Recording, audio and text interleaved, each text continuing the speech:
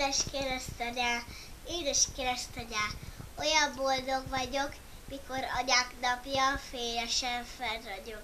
Ezt a kis virágot vett tőlem szívesen, nálam örömes nem adná senki sem.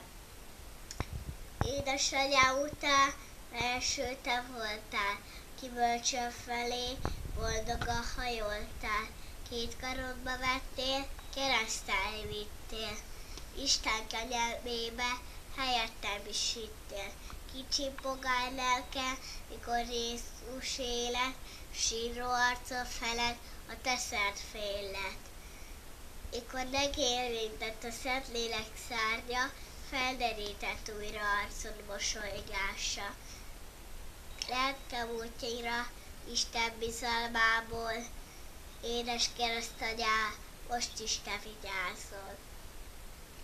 Jó szüleim után te féltesz legjobban, szíved a szívemmel mindig együtt dobba.